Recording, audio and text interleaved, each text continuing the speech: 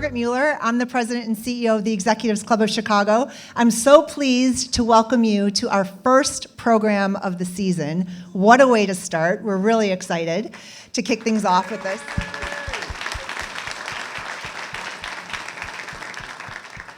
I want to extend a warm welcome to the esteemed members of our board of directors and councils of advisors who are here with us today, of which Wendell is one as well. Your leadership is greatly appreciated. Thank you for all that you do. Our mission is to be the nexus of the Chicagoland business community, and we are the convener that brings everyone together to connect, learn, and to grow. And as the most inclusive and expansive organization in the city, we partner with many of our great civic organizations. And to that end, I want to thank the Business Leadership Council for their partnership on this program today.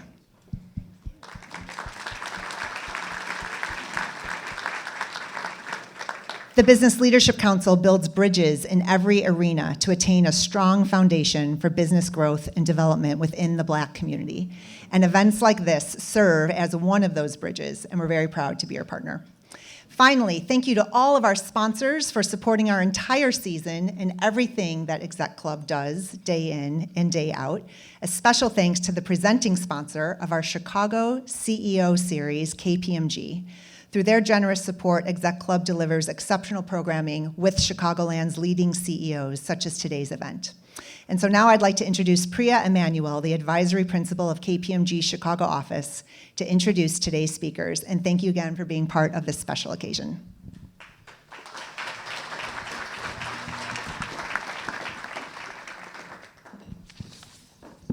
Thank you, Margaret. Hello, everyone, and welcome to today's program. My name is Priya Emanuel, and I'm an advisory principal in KPMG's Chicago office. Along with the Executives Club of Chicago and other sponsors for today's event and KPMG, I'm really thrilled to welcome all of you to this evening for the first program of the season. For today's program, we welcome our moderator, Ralph Cleveland, and our speaker, Wendell Dallas.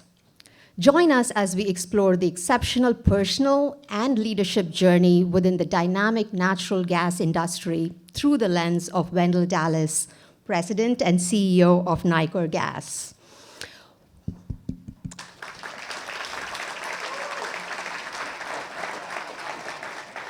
Come on, Wendell, you love it. He has over 30 years of leadership, operations, and engineering experience in the natural gas industry, and he brings deep institutional knowledge and expertise to the table. Wendell's steadfast commitment to safety, customers, and employees provides invaluable perspective on motivation, navigating challenges, seizing opportunities, significance of mentorship, and most importantly, the power of paying it forward. Learn how the sector thrives on innovation, evolution, expansion, all while maintaining a steadfast focus on safety, customers, and employees in every decision the company undertakes. Thank you again, Wendell. Our moderator for tonight's conversation is Ralph Cleveland, President and CEO of American Association of Blacks in Energy, AABE. He brings over 35 years of diverse experience in energy and infrastructure sector, with a focus on addressing the economic, social, and political impacts of environmental and energy policies on African Americans and other minority communities. AABE serves as a vital resource for policy discussions in the country and in the industry. Once again, I'd like to express my heartfelt appreciation to every one of you for being here today. Wendell and Ralph, the floor is yours.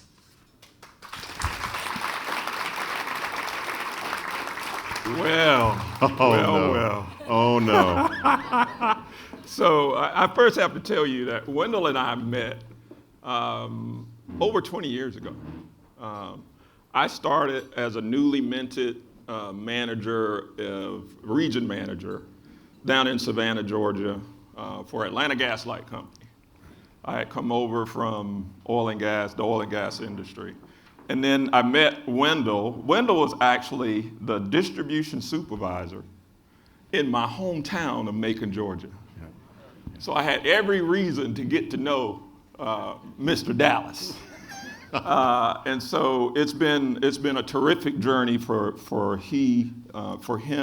It's been a terrific journey for us as we've supported each other through the years now. And so it's absolutely my honor and pleasure to be here with you. I would not want to be anyplace else. Yeah, which makes me very nervous right now. So what we want to do is kind of just have a dialogue, conversation, and it really is about sort of leadership and kind of the things that you've learned over the years.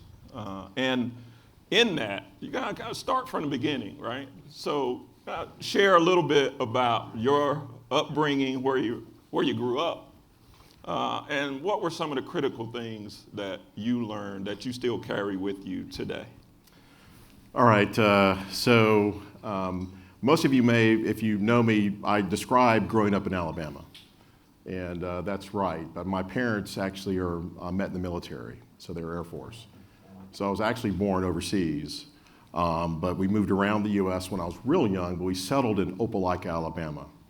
And that's my father and my grandfather, both born and raised in Auburn, Alabama. And so my dad didn't want me to move into the same city where he grew up with all my cousins. He moved me next door, so I'd have my sort of my own path. And so that's how we settled there. It's a small town. It was great. The chance to really gain appreciation for what a small community, what a tight community feels like. I got a chance to see that firsthand, but also had the privilege of being able to grow up around my relatives.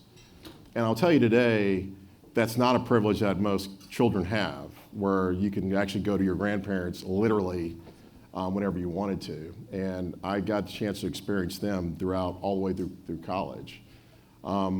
My father, probably from him, I got more of from a military standpoint, that's where I got the focus on, don't do a half job. And my dad let me know when I did a half job, and I learned how not to do a half job. But I look at my mom really was the one that really taught me that I really could do anything. And so my parents ended up divorcing when I got to middle school. So I really was in a single parent family. And my mom spent a lot of time with me, and she had me doing everything. So a lot of my coworkers now, they go, do you ever say no to anything? It's like, well, Mom never let me say no to anything. I had to do everything. But what she was doing was really exposing me to so many different things, so many different people, and I got a chance to really learn from people that really cared about you, because as you know, when you're playing sports or on teams, you're with other families, other parents, you learn so much, you gain so much insight, and I feel very fortunate because I feel like people have always poured into me. So at a young age, all these changes going on, immediate family close by, I felt like I could, I almost felt like I could do anything. So whatever I set my mind to is really what I was focusing on. So that sort of gave me this belief that I could do different things. And one point in time that I really cherish to this day was so when I'm in middle school, and I'm not sure how many of you like math and science, but I loved math. And they had me in a course. Yeah, I'm a nerd. Okay, they had me in a course, and my teacher basically said, "You're really good at math." And so she said, "Well, what are you going to be when you grow up?" And I said, "I don't know."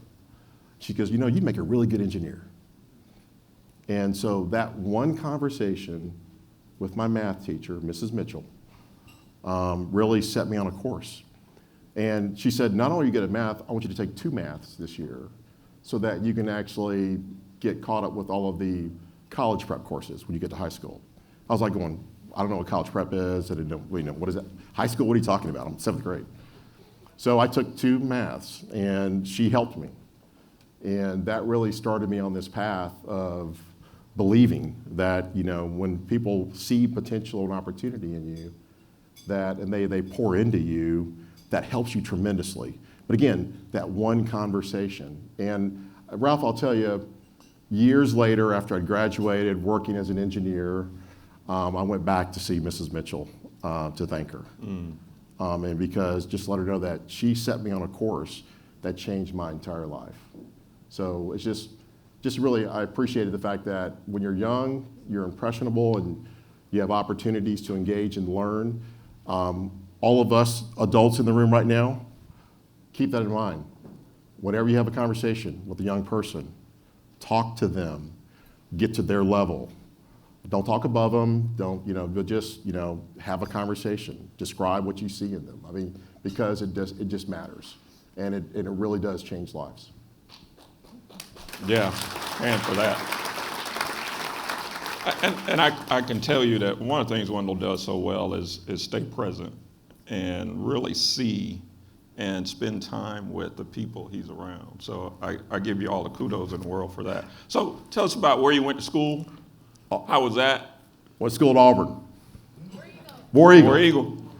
There's only like one in here? What's in the world, man? Does anybody know what the SEC is? SEC?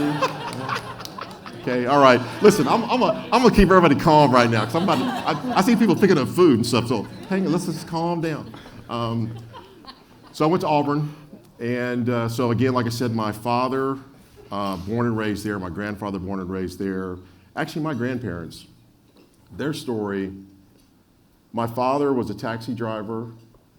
My grandmother actually cleaned the house of the president. That was one of her jobs. And they didn't get a formal education. They married when they were in high school, had 7 kids, my father being one of them. But, to go there, go to the Auburn campus, I didn't really, first one to college really, because my parents didn't go to college. And it was just an incredible experience. And I could probably spend a whole hour on Auburn, but I will tell you this much. My grandmother, I learned so much from her. Because, our grandparents, that generation experienced so much in life. We talk about, we come on the shoulders of the previous generations. My grandfather never complained a day in their life. My grandmother had a smile on her face every day. When I was around her, she energized me. So I'd come off campus just dead, tired, hungry, hungry, right? Because we didn't have a lot of money. And I'd go to Grandma's. And my grandmother's name was Ruth. So I called her Ma Ruth. So as a kid, I said Ma Ruth. I thought it was R-O-O-F. But it was Ma Ruth. That's the way we always described her. That's all I knew. I didn't know her. I didn't know anything else. It's just Ma Ruth. That's who that is. But she would cook my favorite meals. She'd tell me to go to the back room, take a nap, and we would just talk about what was going on. What are you stressed about? And she'd describe stories. She'd talk about my dad, things that he did when he was growing up. And I reflect on those moments in time, and I really, really appreciate the fact that she kept me calm, kept me focused, and gave me that support structure I needed at that point in time. I couldn't get that anywhere else. And so I cherish that. So when I think about my grandmother, just my father's mother, her name's Ruth. My mother's middle name is Ruth. Her first name's Fannie Ruth Stewart. She grew up. But she's a Ruth in my life. And as I told you earlier, she had tremendous influence on exposing me to so much, really telling me or teaching me I could do anything I set my mind to. And my wife's name is Ruth. So I call it the Ruths in my life. We talk about women having an influence on our lives for us men. I definitely can tell you that I'm the person I am today because of the women in my life. That's awesome. So you mentioned Ruth, got kids. Yeah, I got kids too. Yeah, so share a little bit about and the one kids. of my kids is her middle name is our middle daughter. Her name is Ruth. Middle name is Ruth. So I have 2 girls and a boy. As I like to say, my son will kill me if he ever listens to this. 2 girls and a prince. Right? Because I tell you, man, I wanted to be him my whole life. Because he had his big sisters picked on him growing up, and I said, one day he's going to grow up, and y'all going to regret this. Now he's about 6'3" right now. Good-looking kid, but it was just funny watching him grow, and I taught him how to terrorize his sisters. And I just recorded that, didn't I? Okay, right, but I did. Yeah. But I love our kids. My kids are 29, 26, and 23. So three. My last one just finished college, so that's just got a pay raise Yeah. 2 months ago. Absolutely. So That's good. awesome.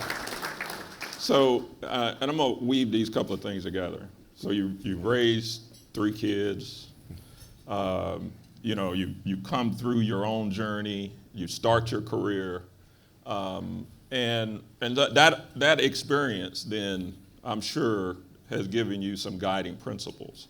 Because I tell people all the time, raising kids, it's a lot like helping others to grow and develop as well. Yeah. And so there are things that you learn in all of those endeavors. So I want you to share a little bit about some of the guiding principles you picked up and you carried with you based on that background, your experience raising kids, that kind of thing.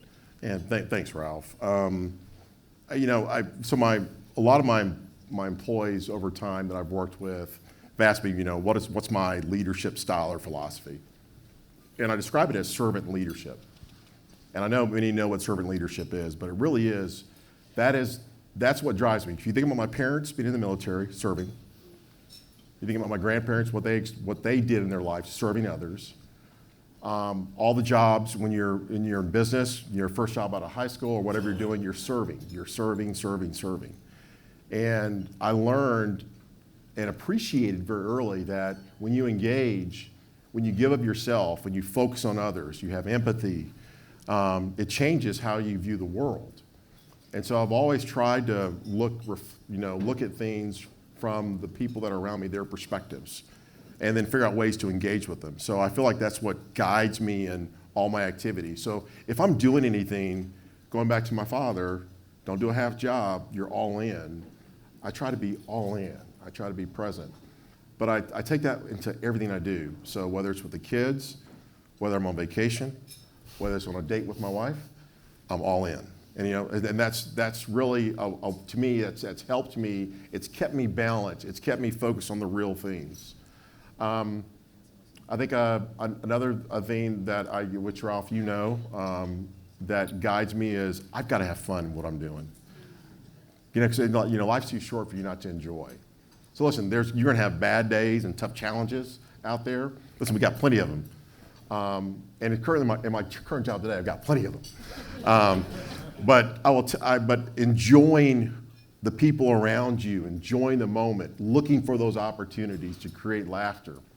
It's just one of the most rewarding things ever, and it's contagious. So once you start it, others, even people scowl on their face, like, hey, why are you so ugly? Why are you looking like that, And it's like but you can get people to laugh.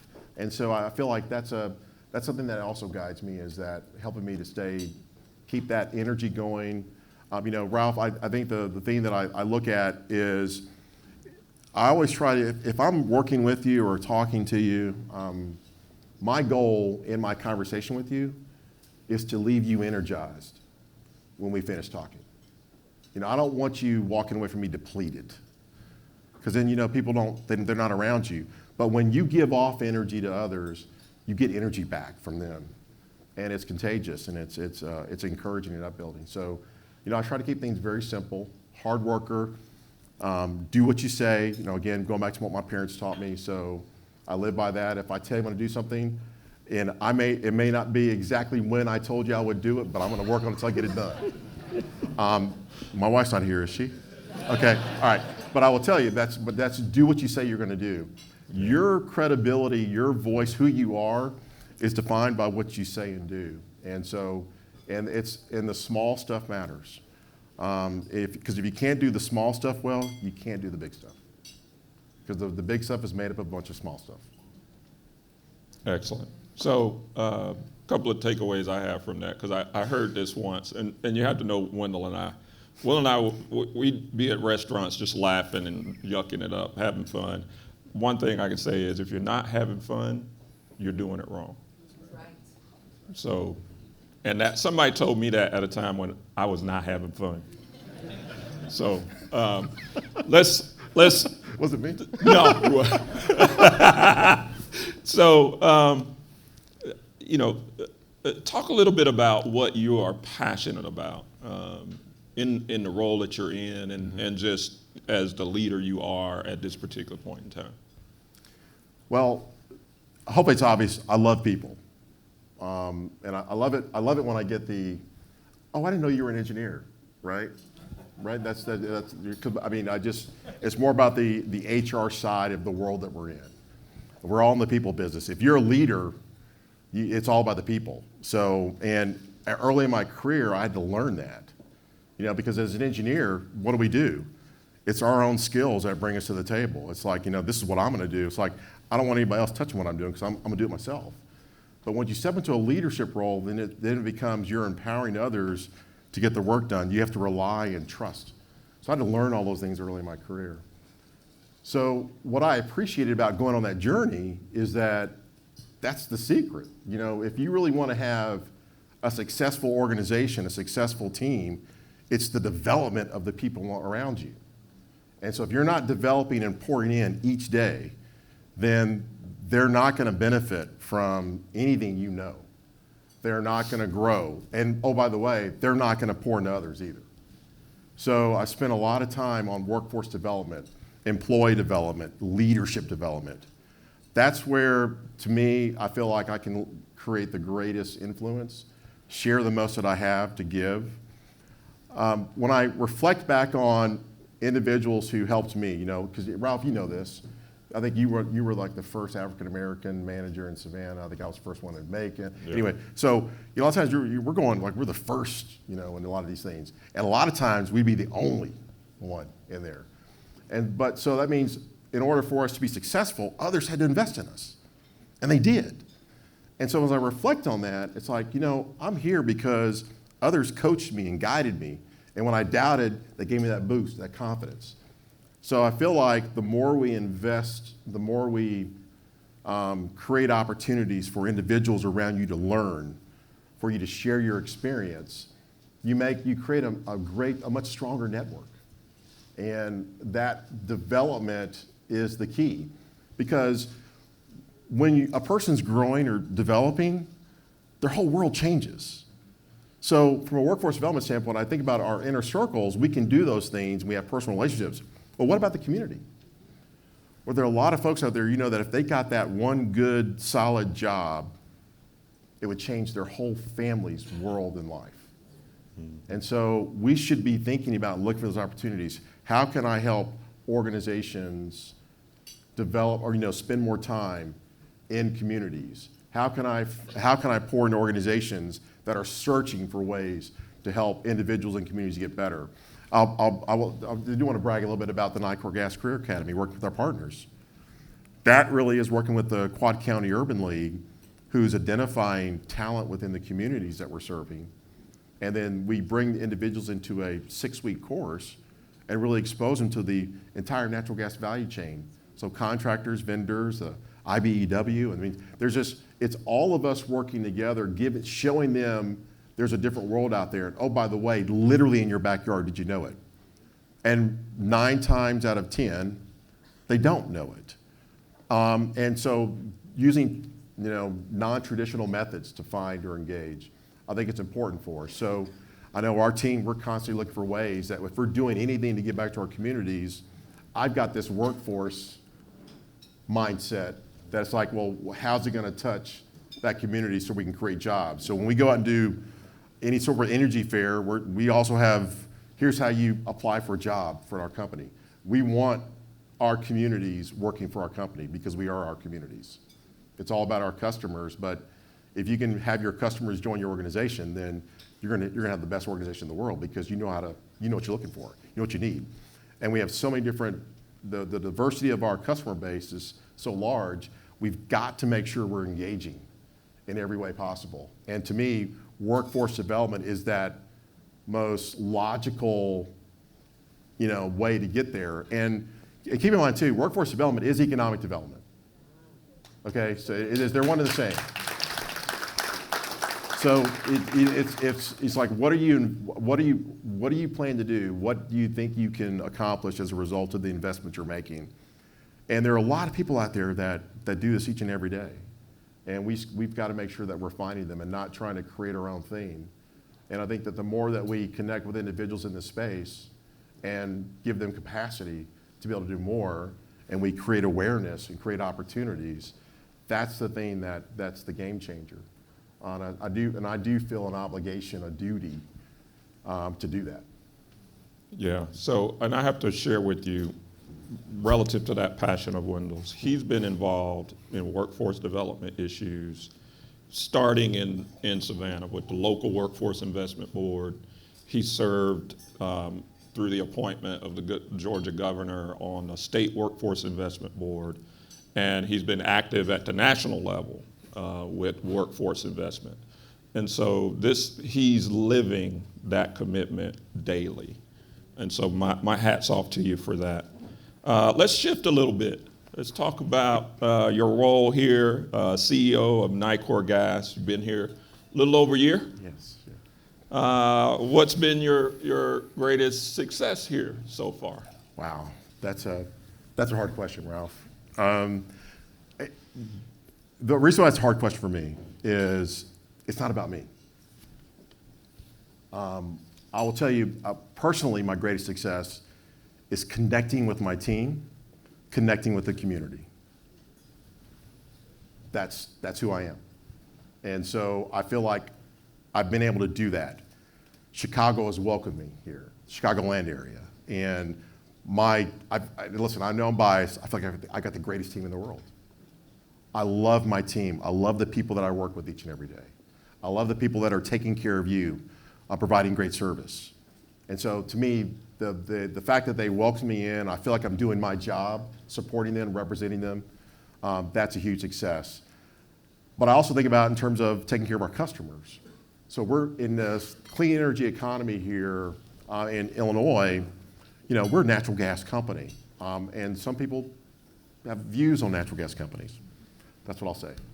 And but the thing that I'll help folks appreciate is that we're doing all the right things when it comes to this clean energy economy, because, folks, we need natural gas. And so when I look at how we're trying to make sure that all of our customers can benefit, last I checked, I think it gets cold up here. You think? I think it gets cold. So, you know, coming from Georgia, now, so I moved up from Georgia last year, and it's been a little bit of an adjustment. My wife, Southern girl, just does not like cold weather. Listen, I've been in the gas business my entire career. She does not like cold weather. But she loves me, which is great. But it just, you know, knowing that it's really a necessity to life here, then, you know, we got to make sure that we're doing everything we can to help our customers in this world, in this economy. One thing that we're doing in particular that I'm really proud of is I see one of my colleagues here, the Smart Neighborhood, where Nicor Gas is partnering with the Habitat for Humanity, Fox Valley Habitat for Humanity, and we're building a smart neighborhood where these homes, as you know, will be affordable homes, but it's going to have the balance of solar, electrical, and natural gas appliances. And we worked with the National Renewable Energy Lab to design the most ideal home in today's world. And so we're putting 17 homes in the Aurora area. But that's just an example of how we need to play our part in this process to come up with an affordable way, a path for all of our customers. And from an energy standpoint, we've got to think about these things, because when you look at the energy, now many of you probably don't know this, I'm not sure where you live, but if you're in the northern part of Illinois, at least 70 to 80% of your energy is produced from natural gas, either directly or indirectly. So it's not, it's a fact. So for us, in this, where we're trying to focus on emission reduction and clean energy, what's our role in this process? Well, for us, it's to make sure that we're doing everything we can to minimize emissions. So everything we touch is focusing on that objective, which then in turn says, while you need us, we're also going to be very smart about how we supply natural gas to you. And so that's the things that when we focus on the world we're in, the things we're really good at, leveraging all the resources we have access to, Illinois is counting on Nicor Gas and all my fellow energy companies to be doing these things. We have to be part of the equation. And so understanding that, appreciating that, that's what we do each and every day. And why I'm so thankful that I've got a team that's much smarter than I am. And we have our vendors and suppliers that are out there helping us to figure these things out. We're making investments in smaller companies. As you know, smaller companies tend to move faster than the larger ones. So we're partnering with some of them as they emerge and grow, then we leverage that technology, that innovation that they're doing. For instance, a Southern company invests in Energy Impact Partners, EIP. One company came out as Urbant. And so it's a company we're using technology to help us, and AI, by the way, to take all the different parameters and figure out what areas on our system are the most at risk. And so based on all these factors coming in, it says this area is the most at risk to damage, because damaging our facilities is one of our biggest challenges. Well, what we do is we send resources to that area to better protect those areas during construction. Now that's using technology and innovation that came from a smaller company who's now doing a lot of business for us. That's just one example. So we're investing in, paying attention to, becoming a partner, a member. We're making these investments to make sure that as Illinois grows, or any other parts of the world grow, but it's for me more specifically Illinois, that we're part of that value chain, that conversation. We're at the table helping to make decisions. We're bringing our total selves to the entire mix, because we comfortably feel that to meet the energy needs, it's all the above approach, and I can assure you folks, you're gonna need us. January and February and March, and really I could say 6 months out of the year, I'm still adjusting. My golf game is gonna suffer up here. How was your first winter here? My first winter up here was, okay, I'm gonna say it. It was mild. It was mild. All I hear is like, Wendell, quit your whining. You'll learn, none of us like it. You'll learn how to adjust. Just eat your peas, Wendell, eat your peas. Yes, ma'am, yes, ma'am. So, but it's definitely was mild. And I think I've acclimated a little bit because I've been down to Georgia lately, and I was complaining how hot it was down there. It's like, good night. How do you people live down here? But again, it was mild, and I know that it's more is coming because we didn't have a lot of snow this year. I mean, I'll be quiet. Yeah, it was mild. So, in order to answer questions that you may have, they're piping in a few questions for me up here that some of you may have asked in the audience. So, one question, Wendell, is how do you continue to shape your career over time? Talk about developing your network, talk about mentors, talk about champions, those things that help guide you along the way in your career, and kind of how you now tell others to leverage those resources. Great question. Everybody should be a mentor.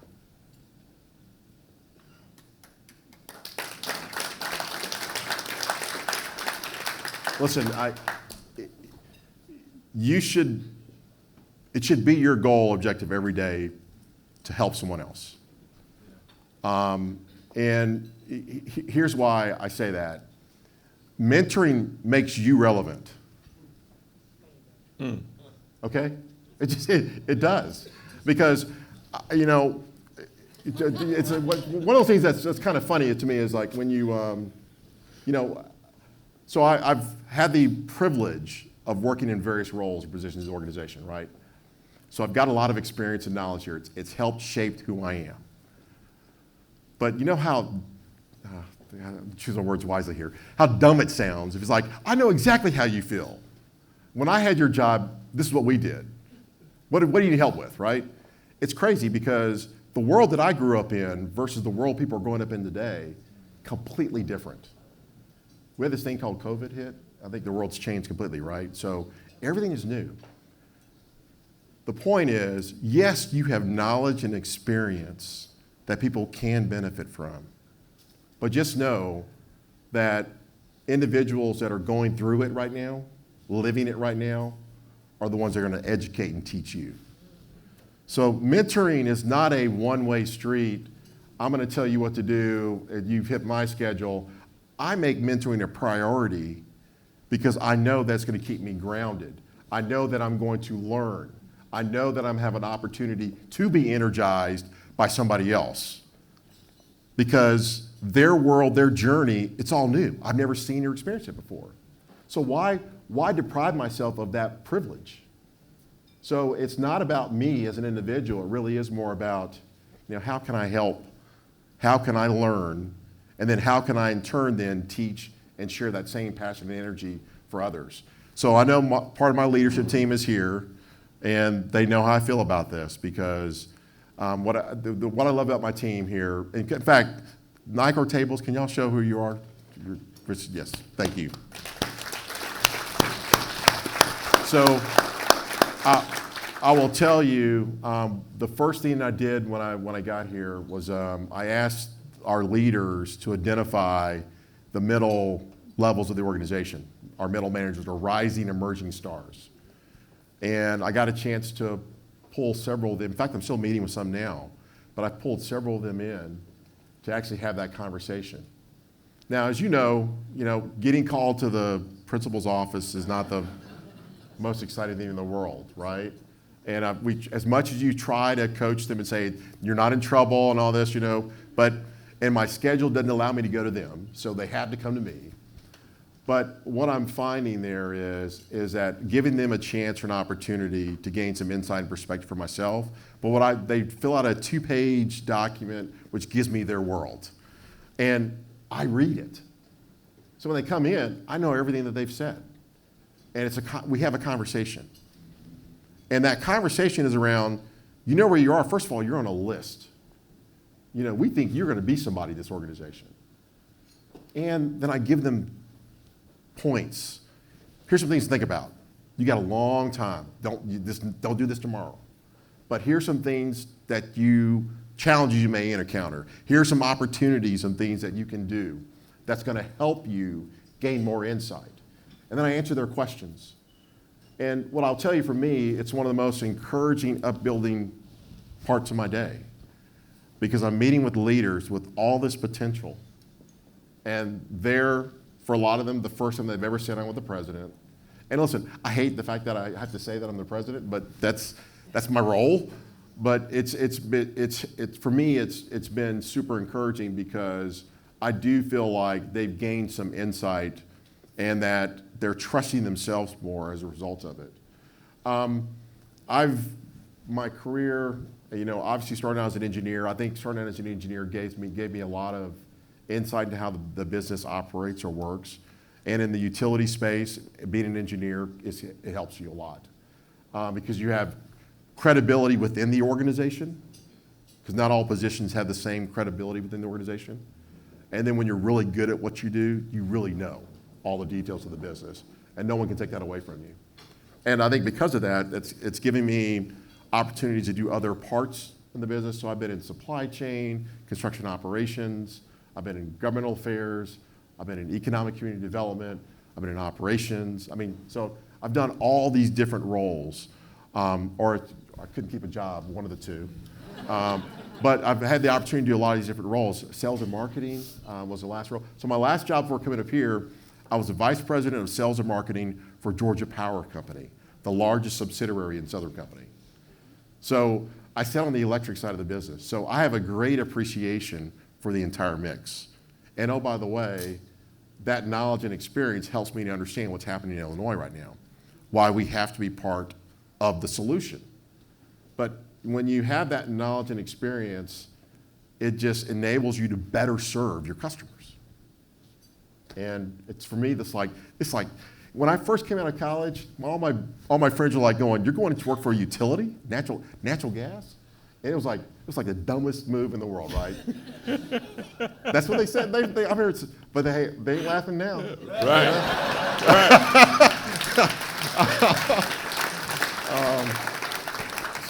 Energy's cool. This is the place to be, and all of us need it, and we're always going to need it. And you get a chance to work with some really smart people. And the other cool thing is the people in our industry are the salt of the earth. They are, you can talk to, I see one of my buddies in here, Torrance and others, and you talk to anybody in our industry, they will do anything for you. They will take they're here to serve you. You need help, they're going to help you. That's the way they're wired and programmed. Why I stayed in this industry is because I love the people in our industry.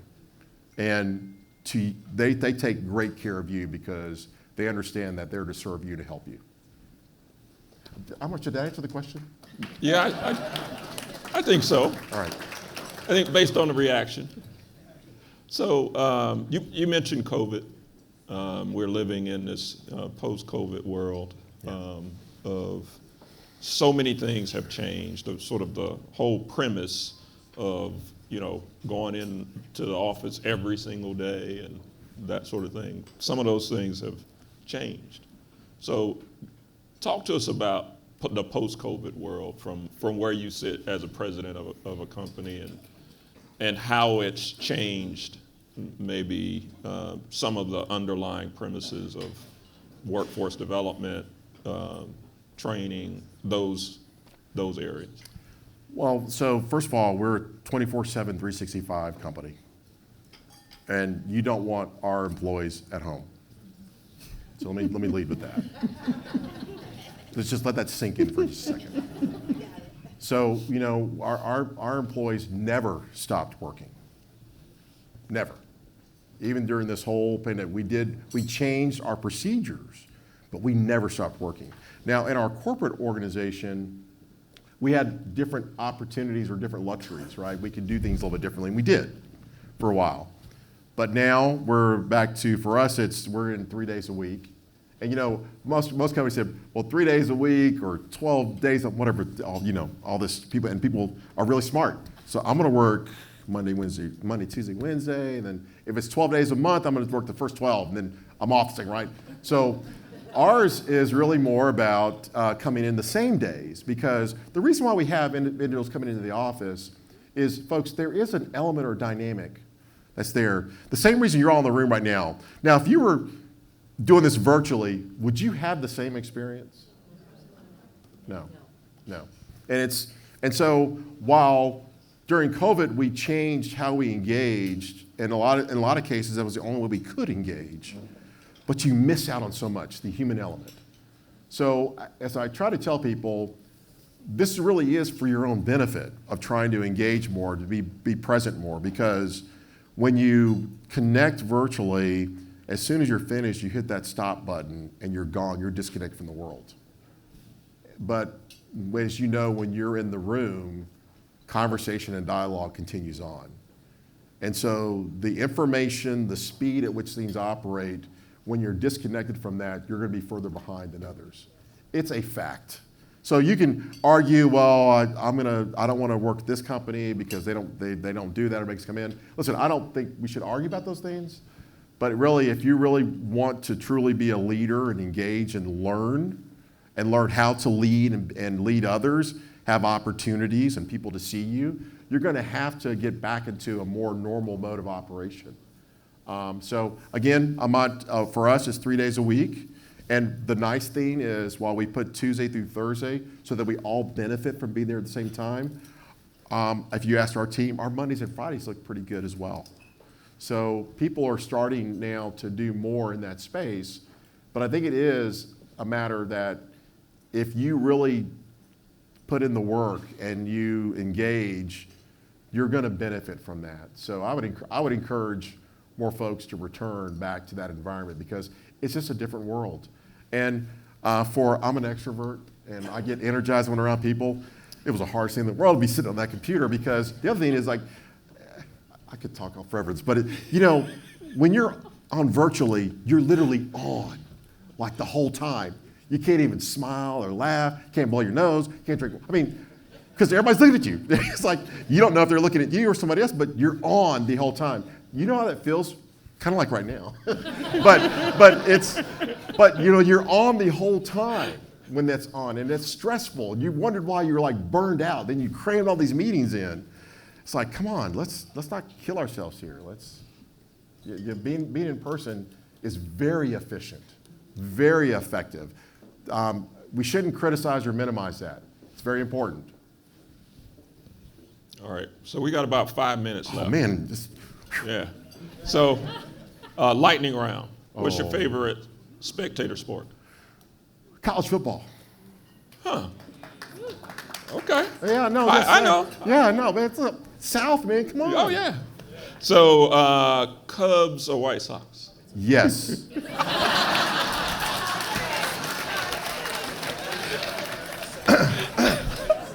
That's all you got?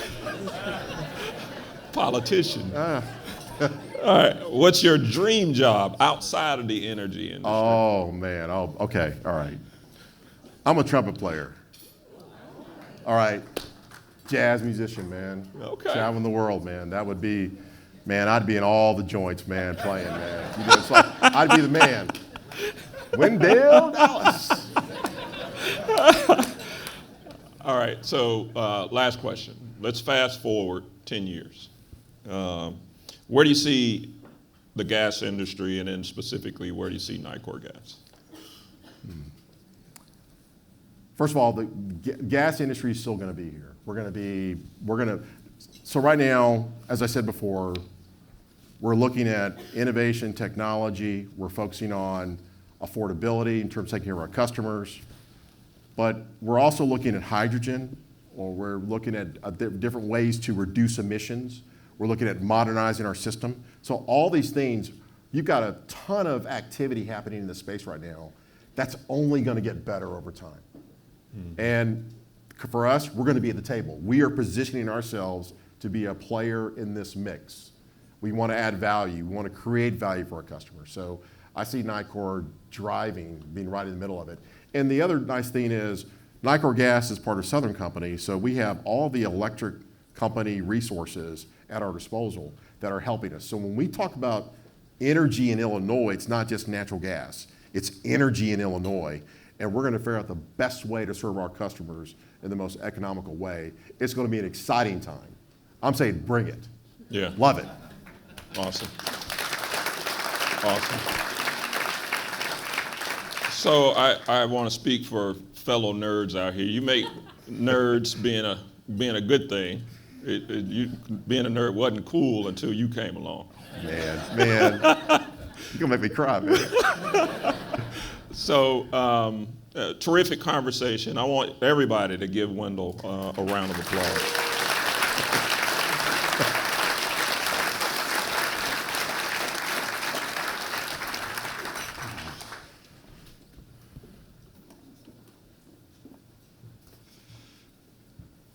So, I thought the microphone was on. There we go.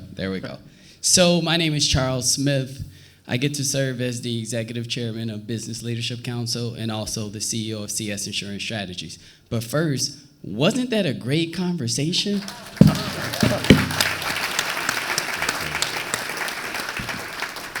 So, quick story.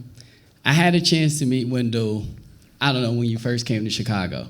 I had a long day the day before. I had like a 7 a.m. coffee. I had a long night, a bunch of different events. I walk into the Chicago club and there's Wendell. He has papers and folders all over the desk. Same energy, same vibrancy. You never change, so thank you for that. Thanks, man. So I first want to give you a little information about BLC and our partnership with the Executives Club. I want to thank Margaret and her team for your diligence, and I told you this, your patience with our team in making this move forward. Business Leadership Council is a Black business organization. We have about 150 members. We represent about 35 different industries. I think 5 of our companies are tops in their industry in the country. And for us, this partnership is important. But for one, we want to expand our network.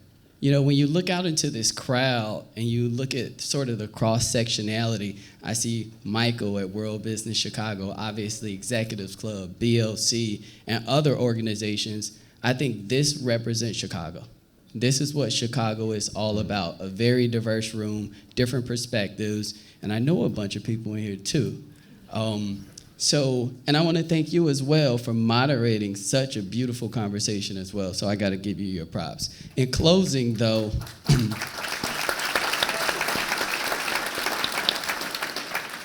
In closing, though, what I like to say is that there was a time, I know you mentioned COVID, there was a time where this was impossible.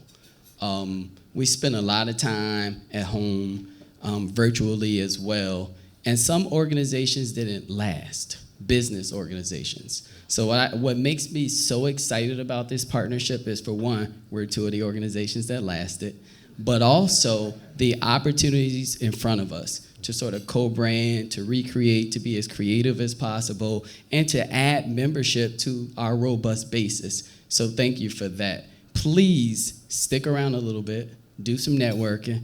At BLC events, we say, have a cocktail. Is that okay, Margaret? Have a cocktail and join us. You know, there's a lot to be learned from a lot of individuals in the Chicagoland community, especially the business sector, and I'm interested in learning and seeing where we grow from here. So have a good night.